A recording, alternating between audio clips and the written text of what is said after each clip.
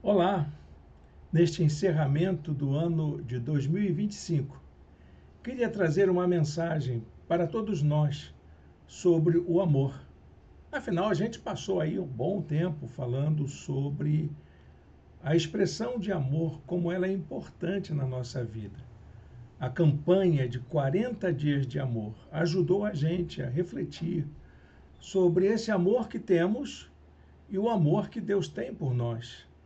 E mais ainda, o amor que Deus espera encontrar no coração da gente para que a gente possa viver o melhor das suas promessas, o melhor das suas bênçãos para a nossa vida. E hoje, último domingo de 2025, quero convidar você a pensar o quanto esse amor é importante, o quanto ele faz falta e o que nós podemos esperar dessa prática de amor, uma vez realizada por uma quantidade cada vez maior de pessoas. O tema da mensagem de hoje é Só o amor nos salvará. Exatamente pelo fato de que a gente entende que a humanidade está perdida. A vida no planeta corre risco. Há uma série de situações que fogem da normalidade e que colocam em pânico a vida de sociedades inteiras, de famílias inteiras, de pessoas, de grupos humanos em todas as partes do planeta e ainda mais ameaça totalmente as expressões de vida hoje existentes no planeta Terra. Só o amor pode salvar a humanidade da sua tragédia. Só o amor pode nos tirar dessa situação de crise e de conflito. E eu convido você a pensar sobre isso comigo. Eu vou colocar aqui para nossa meditação a passagem bíblica que eu preparei para que a gente possa refletir sobre ela. Então está aí a nossa apresentação, como a gente sempre faz nas nossas transmissões e nos nossos cultos presenciais. Sempre temos a apresentação, um texto escrito para a gente poder compartilhar aquilo que a gente descobre na palavra de Deus juntos e juntas. O texto da meditação, então, é esse que eu acabei de anunciar. Só o amor nos salvará. Nada pode tirar a humanidade da situação de crise que ela se encontra. Nada pode tirar o risco em que a vida no planeta se encontra, a não ser o amor. Como que o amor pode nos livrar dessa tendência de destruição, de perdição em que nos encontramos nos dias atuais? Bom, eu escolhi o texto de Apocalipse, capítulo 3, versículo 9. O texto diz assim: farei que reconheça que eu amei você. Interessante essa passagem porque está em uma carta das igrejas lá no Apocalipse. Ali, o próprio Senhor Jesus está dizendo para uma igreja que ele amou essa igreja de maneira extraordinária e que a principal coisa que ele iria fazer para aquelas pessoas era demonstrar o quanto ele as amava. Era a palavra do Espírito para as igrejas, para aquela igreja. Farei que reconheçam que eu amei você. Vai acontecer coisas horríveis com você. Você vai passar por momentos muito difíceis, mas todo mundo vai notar, vai reconhecer, vai perceber que alguém ama você de uma maneira extraordinária. E é esse amor que salva, é esse amor que redime, é esse amor que protege, é esse amor que nos ampara. Bom, gente, espero que essa palavra possa ajudar a todos nós a pensar no quanto Deus nos ama e o que esse amor é capaz de fazer por nós, por mim e por você. Talvez você seja uma pessoa que está preocupada com as situações difíceis da sua vida, com as crises que você passa, pela dificuldade financeira que você tenha, por causa do comportamento dos seus filhos, do seu cônjuge, de alguém da família, ou quem sabe por causa das notícias ruins da saúde de alguém querido para a sua vida. Mas saiba de uma coisa: Deus ama você e Ele vai fazer com que o amor dele se concretize na sua vida de uma maneira muito especial. Creia nisso, abrace essa promessa. É por amor que Deus está cuidando de você, de cada um de nós, de todos nós. Por isso, essa palavra é uma palavra assim, de otimismo, para a gente olhar para trás e ver que até aqui foi o amor de Deus que nos sustentou. E gratidão por causa disso. E daqui para frente é o amor de Deus que vai nos salvar, que vai nos proteger, que vai nos guiar. Creia nisso. Deixe Deus falar ao seu coração através do seu espírito. Bom, gente, a humanidade se perdeu. Isso é um fato. E ela se perdeu de si mesma. Não é de nenhuma orientação, ela se perdeu de si mesma. Ela fugiu do seu foco. Alguns, inclusive, afirmam, e eu já entendi dessa forma e tenho entendido assim, que a humanidade foi um projeto fracassado. Humanidade, não o ser humano em si como pessoa, porque foi criado à imagem e semelhança de Deus como perfeito, como bom, mas a humanidade, ela é um projeto que já começou fracassado. A humanidade está perdida. E essa condição de perdição tem afetado toda a criação, toda a natureza, todo o universo. E a mensagem bíblica relativa à salvação para esse estado de perdição consiste em uma comovente história de amor revelada na pessoa de Jesus de Nazaré. O projeto divino de redenção da criação é, de fato, um gesto grandioso do amor de Deus. Reconhecer o quanto Deus nos ama é o começo de uma grande revolução na maneira como lidamos com a nossa própria condição humana e as nossas formas de existência concreta no mundo. O salmista ele chega a se perguntar: por que Deus ama a gente? Por que Deus se importa tanto com gente como a gente? Como o salmista indaga sobre quem somos nós para que Deus nos ame tanto. Diz lá no Salmo 8, verso 4, que é o homem para que com ele te importes. Mas olha, gente, o amor é o ingrediente que mais tem feito falta no mundo de hoje. As pessoas estão sofrendo por carência de amor e também pelo fato de não saberem amar como convém. O amor foi deturpado, o amor foi trocado por sentimentos vazios, emoções momentâneas e até pelo gozo extremo. Vivemos os tempos proféticos do esfriamento do amor. Jesus alertou para esse fato e relacionou o esfriamento do amor aos finais dos tempos. Lá no seu sermão escatológico de Mateus capítulo 24, nos versos 12 e 13, Jesus diz assim: devido ao aumento da maldade, o amor de muitos esfriará, mas aquele que perseverar até o fim será salvo. É o amor que vai nos salvar. E se esse amor se esfriou em nós, está na hora da gente aquecer esse amor na nossa vida. Há muitos sinais na nossa vida, na sociedade, no mundo em que vivemos, que atestam que esse amor está em baixa no mundo. Você vai encontrar, por exemplo, o aumento da violência, o aumento do feminicídio nesses dias atuais em pleno Brasil, do preconceito racial, do ódio de classe social, da homofobia, da xenofobia e até das ameaças globais contra nações.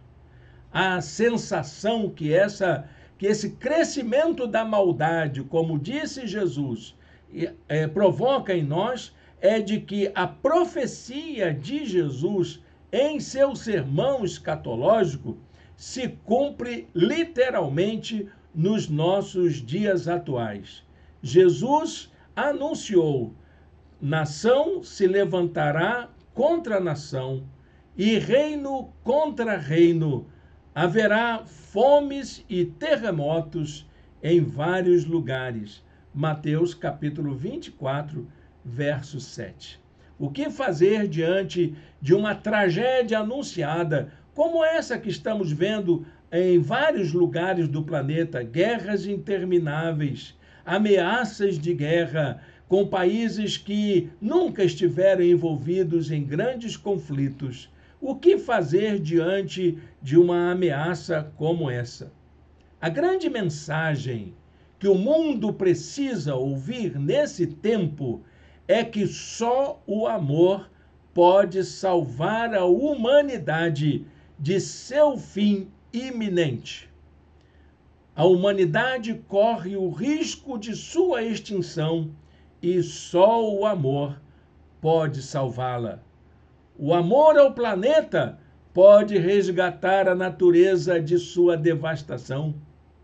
O amor à humanidade pode encontrar caminhos para a superação das formas de injustiça, de violência, de desigualdade que existe no mundo. O amor a si mesmo pode nos transformar em seres humanos melhores. O amor ao próximo pode restaurar a dignidade humana.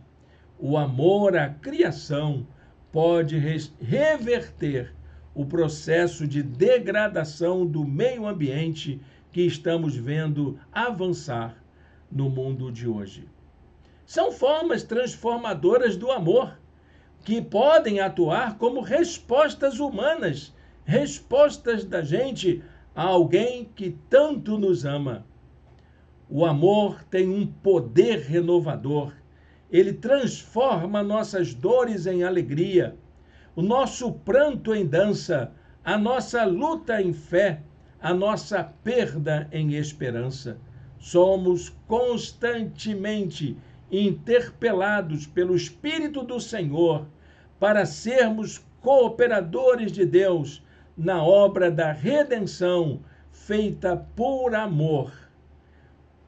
A pergunta que eu quero fazer nesta hora é: o que o amor é capaz de nos levar a fazer?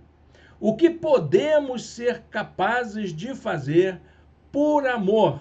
O que eu e você podemos realizar por amor? Eu tenho 3 respostas para essa pergunta.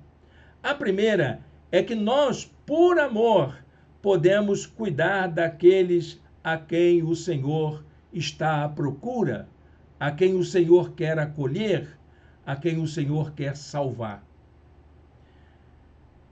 É interessante que Jesus, depois da ressurreição, ele reúne os seus discípulos para conversar sobre ministério. E há uma conversa interessante entre Jesus e Pedro. Jesus chama Pedro em particular e pergunta a Pedro: Pedro, você me ama? E Pedro responde: sim, Senhor, eu te amo. Quem não ama a Deus aqui? E se eu perguntasse a você: você ama ao Senhor? Tenho certeza de que todos nós que somos cristãos, servos de Jesus, diríamos que amamos ao Senhor. O problema é que a narrativa desse texto faz aquele jogo de palavras com as palavras gregas sobre o amor. A língua portuguesa não comporta essa distinção, mas Jesus, quando pergunta a Pedro, pergunta usando o verbo agapau.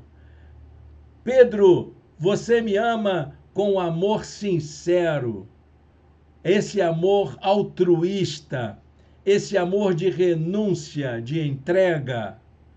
E Pedro, quando responde, diz: eu te amo, mas usa o verbo filéu, que quer dizer amizade, admiração, como quem diz: olha, Jesus, eu sou o teu amigo, eu te admiro pra caramba, você é gente boa, pode contar comigo para o que der e vier. Ah, é? Diz Jesus. Não está assim nos melhores textos, claro. Mas Jesus responde: então, meu filho, cuida das minhas ovelhas, cuida de quem eu amo, cuida de quem eu acolho, cuida de quem eu busco, cuida de quem está dentro desse aprisco que eu preparei. E Jesus pergunta 3 vezes, usando o verbo agapau. E Pedro responde 3 vezes, usando o verbo filéu. Essa é a nossa resposta de amor que a gente dá para Deus. Quando o Senhor pergunta: olha, Irene, você me ama de verdade? Eu digo: ah, Senhor, eu sou teu amigo, estou junto contigo e não abro. Eu sou capaz de dizer isso. A resposta de amor é uma resposta vazia que a gente dá para Deus. O que o Senhor espera é uma resposta consistente, não um amor sentimental, o amor incondicional que aprendemos com a pessoa de Jesus.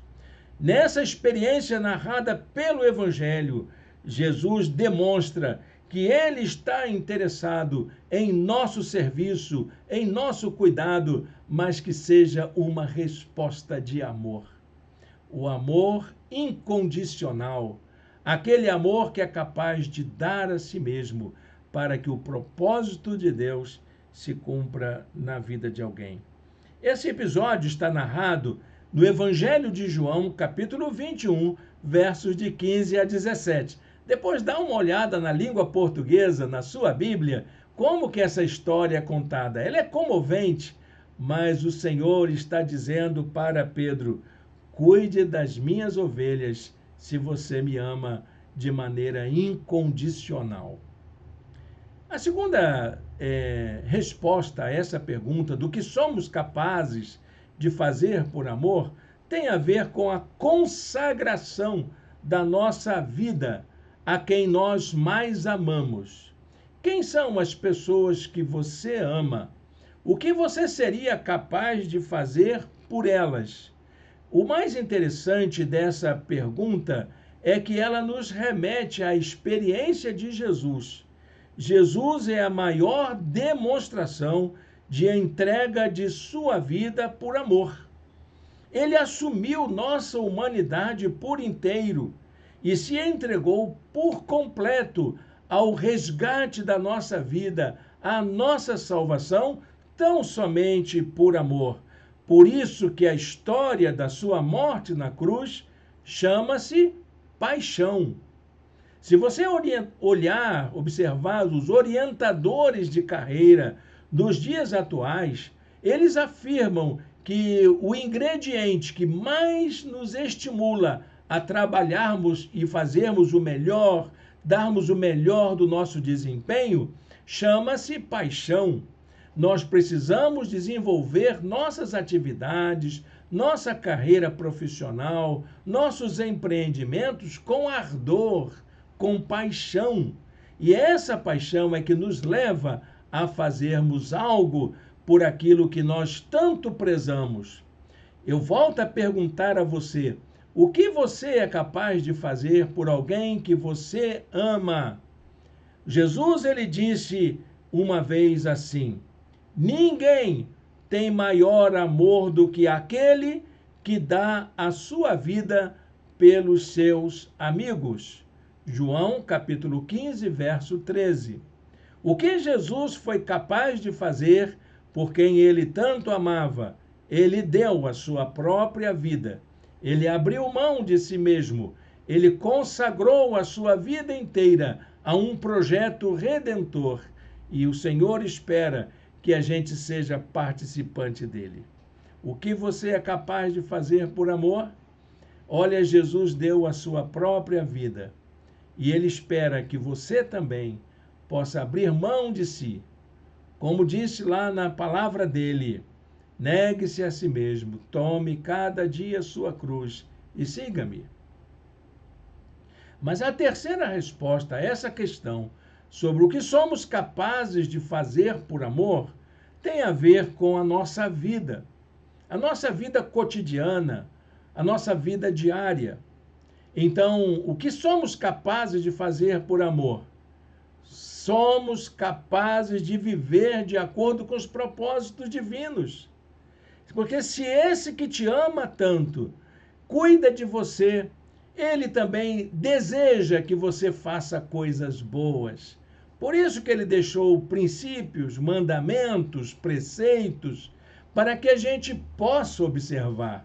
Eles não são penosos.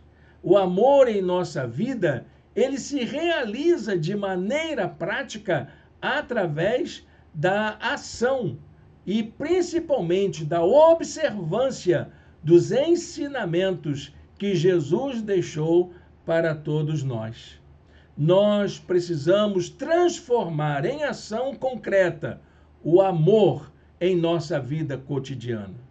Jesus lembrou que se guardarmos os seus mandamentos, demonstramos o nosso amor a ele e ainda somos reconhecidos como seus discípulos. 1 João capítulo 5, verso 3, a palavra de Deus nos diz: porque nisto consiste o amor a Deus, obedecer aos seus mandamentos, e os seus mandamentos não são pesados. Ah, meu querido, minha querida, a melhor coisa que você pode fazer por amar a Deus é cumprir os seus ensinos, viver de acordo com os seus propósitos, conhecer a sua palavra para poder aplicá-la de forma concreta em sua vida diária. Para a gente encerrar essa palavra, eu queria deixar aqui uma exortação sobre algo que deve fazer a gente pensar. Olha, gente, o amor é uma revolução. É a maior revolução que todos nós podemos desencadear no mundo. Você não faz ideia do que a sua capacidade de amar é possível realizar em torno de você. Você não é capaz de imaginar do que esse amor de Deus concretizado na sua vida é capaz de transformar a realidade à sua volta. E eu repito aqui, o amor é a maior revolução que nós podemos desencadear na nossa família, no nosso ambiente de trabalho, no nosso condomínio, na nossa comunidade, na nossa sociedade, no nosso país, no mundo em que vivemos. Não é o discurso de ódio, não é o discurso do preconceito, é o discurso do amor. Os cristãos do Brasil inteiro devem ser conclamados a fazer a grande revolução do amor no ano de 2026. Nós precisamos ter a coragem de abandonar nossos preconceitos, nossos ódios e substituirmos por ações de amor no mundo em que nós vivemos. A Escritura nos convoca a sermos revolucionários do amor no nosso tempo, a fazermos a diferença pela maneira como demonstramos o amor de Deus na nossa vida. Eu queria encerrar com uma palavra de exortação do apóstolo Paulo. 1 Coríntios 16, verso 14, ele diz: façam tudo com amor. Olha que versículo curto, mas poderoso. Façam tudo com amor. Amém? Deus abençoe sua palavra aos nossos corações. Eu convido você a fazer uma entrega pessoal de sua vida a Jesus, a deixar Jesus dominar a sua vida, a entrar no seu coração. Convide a Ele para ser o seu Senhor. No ano de 2026, que você seja um agente revolucionário do amor. Que você possa vestir a camisa com a marca do amor. Que você possa colocar o boné do militante do amor e que você possa ser uma grande referência do que é amar na sua casa, no seu bairro, na sua rua, no seu local de trabalho, em todos os lugares onde você atua. Feche seus olhos, faça essa oração. Peça a Deus força para que você seja uma referência desse amor, um agente revolucionário do amor de Deus no mundo. Santo Deus e eterno Pai, obrigado por essa palavra, Senhor. Obrigado pelo ano de 2025, porque até aqui o Senhor nos sustentou e nos ajudou. E agora, ó Deus, em que nós nos reunimos como povo de Deus através dessa transmissão, que o Senhor possa mobilizar todos os meios para dar força e coragem para fazer de cada um de nós um agente revolucionário do teu amor. Nós te pedimos assim, em nome de Jesus. Amém. Amém, meu irmão, minha irmã. Que bom a gente poder encerrar este ano de 2025 com uma palavra encorajadora para que em 2026 a gente possa fazer a diferença em meio a tanto ódio, tantas coisas ruins que acontecem nessa sociedade nossa, principalmente nas redes sociais, disseminação de ódio. Eu fico muito triste quando vejo crentes disseminando ódio e preconceito. Fico triste demais, principalmente com aqueles que têm posição de liderança, pastores, irmãos na fé, pastoras, missionárias, bispos e bispas, que colocam palavras de ódio, palavras de desarmonia, palavras de suspeita, palavras de desencorajamento, palavras de ofensa nas redes sociais. Não é nosso papel. Nós não temos essa tarefa. Nós temos o compromisso de sermos agentes do amor. Nossa mensagem é da paz, é da justiça, é do amor, é da graça, é da compaixão, é da misericórdia. Se você não é capaz de fazer isso porque você está tomado de um ódio, dobre o seu joelho, peça ao Senhor para mudar o seu coração para um coração que ama incondicionalmente. Amém? Acho que isso é bonito demais, não é? Bom, gente, estamos encerrando o ano de 2025. Quero desejar a você um feliz ano novo.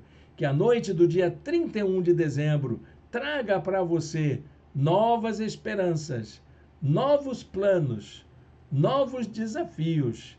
E que 2026 seja um abençoado ano para você, sua família, seus negócios, seus projetos, e que tudo se concretize para a honra e glória do nosso Deus. Feliz Ano Novo e até o próximo ano.